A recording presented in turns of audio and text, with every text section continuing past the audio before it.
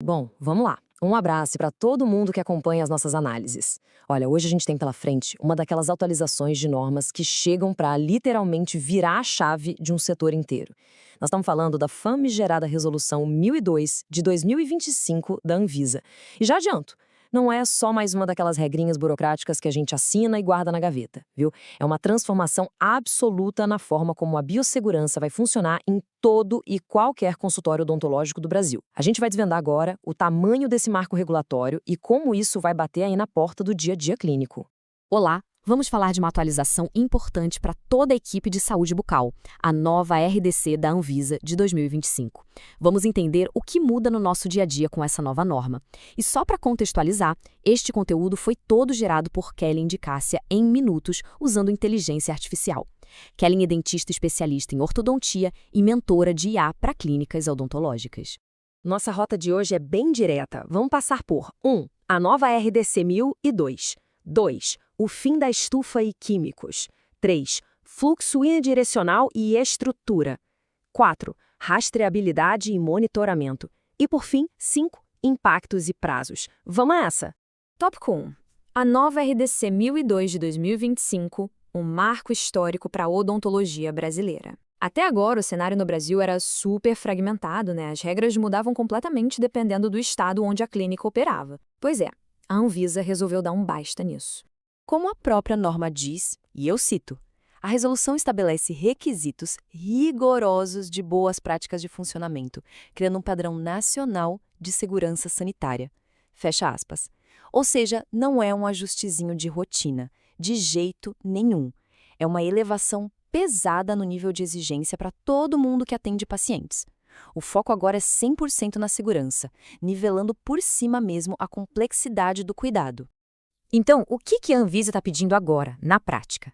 Primeiro, virou um padrão nacional, inegociável em qualquer canto do país. Segundo, aquele papel do responsável técnico ganha muito mais peso formal e responsabilidade.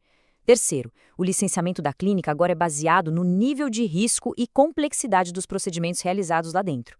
E olha só, muita atenção para esse quarto ponto. É obrigatório ter um núcleo de segurança do paciente, o famoso NSP. O que isso significa? Significa que a gestão de riscos, que antes era uma coisa meio solta, agora exige uma estrutura organizacional super formal, quase como se fosse uma diretriz de ambiente hospitalar operando dentro do consultório. 2. Fim da estufa e químicos. O velho contra o novo. Beleza, com as regras do jogo definidas, vamos falar do que vai doer mais no dia a dia. A mudança drástica naqueles equipamentos que muitos colegas estavam acostumados a usar. E aqui a gente tem um divisor de águas gigante. Pode dar tchau para a velha estufa e para os fornos de pasteira. Acabou. O calor seco simplesmente não garante mais a eliminação daqueles micro-organismos super resistentes. Aquelas caixinhas de luz ultravioleta? Proibidas. Imersão química? Proibida também, porque além de não ter uma validação científica robusta, ainda gera um lixo tóxico terrível. Ah, e nada de fita crepe para fechar pacote ou pano de prato para secar instrumental, tá? A nova regra é claríssima. Agora é só autoclave validada, secagem feita com secadora ou ar comprimido e, pasme, a limpeza tem que ser inspecionada visualmente com uma lupa de aumento de no mínimo 8 vezes. É um nível de precisão cirúrgica no reprocessamento. Além de tudo, os pacotes precisam ser identificados com caneta própria, sem improvisos. 3. Fluxo unidirecional e estrutura. Reorganizando o espaço físico. Bom, a gente já sabe quais máquinas usar, mas onde é que a gente bota tudo isso?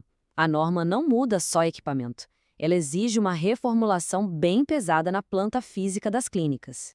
O conceito agora é o chamado fluxo unidirecional restrito. Nossas fontes comparam isso de um jeito perfeito com uma cozinha profissional de alto padrão. O caminho do sujo nunca, jamais, pode cruzar com o do limpo. A coisa funciona assim, o instrumental entra na zona 1, a zona suja, para lavagem. Dali ele vai direto sem volta para a zona 2, que é o preparo, e a inspeção minuciosa com aquela lupa de 8 vezes. Depois segue para a zona 3, a zona limpa da esterilização, e finalmente chega na zona 4, o armazenamento estéreo. É uma rua de mão única. Para muita gente isso vai significar literalmente quebrar a parede e fazer obra para criar essas barreiras físicas e impedir qualquer tipo de contaminação cruzada. 4. Rastreabilidade e monitoramento, a nova rotina burocrática.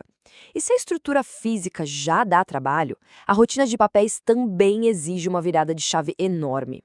Vamos dar uma olhada na burocracia que agora vai proteger todo mundo legalmente.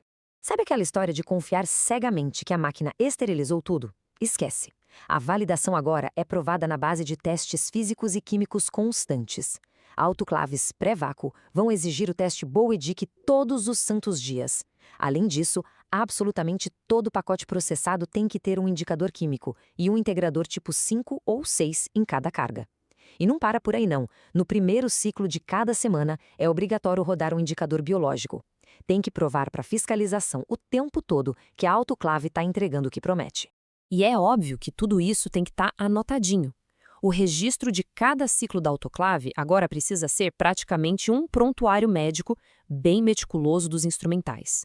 A clínica tem que documentar a data, o lote do ciclo, qual equipamento exato foi usado, os resultados dos testes, a listagem de tudo que estava no pacote, quem foi o operador que apertou o botão e os parâmetros físicos alcançados. Para que tudo isso?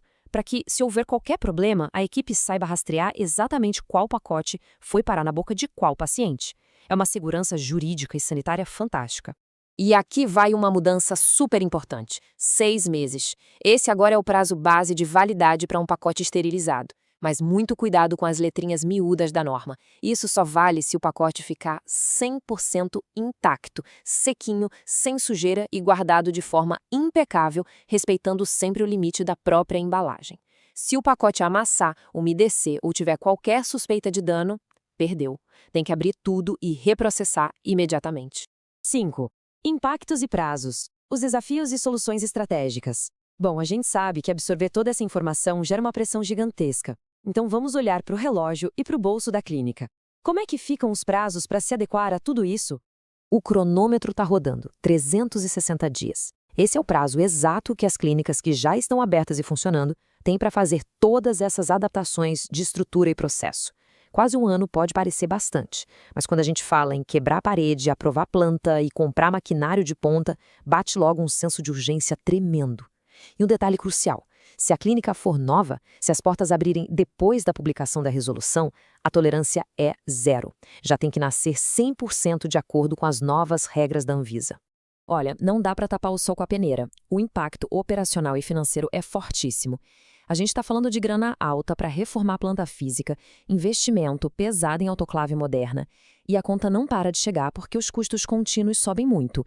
São dezenas de testes biológicos e químicos todo mês, muita hora de equipe gasta só preenchendo papelada de rastreabilidade, sem contar o treinamento constante de quem trabalha lá.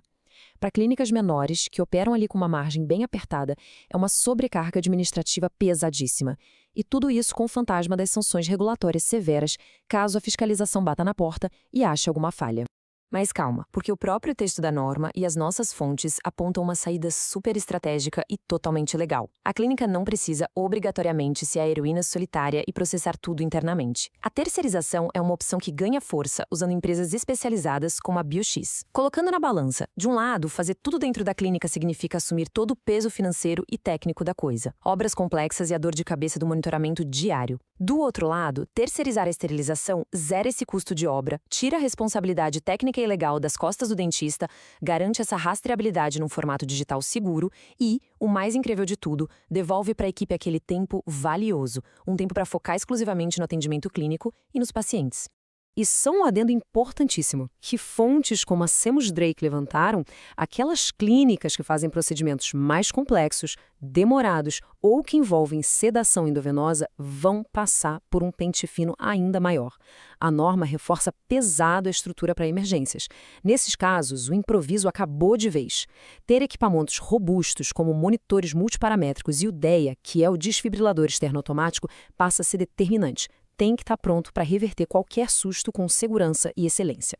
E assim a gente vai chegando na reta final dessa nossa análise. Foi super bacana ver as informações e os insights da Kellen, a mentora de IA, ganhando forma para nos alertar.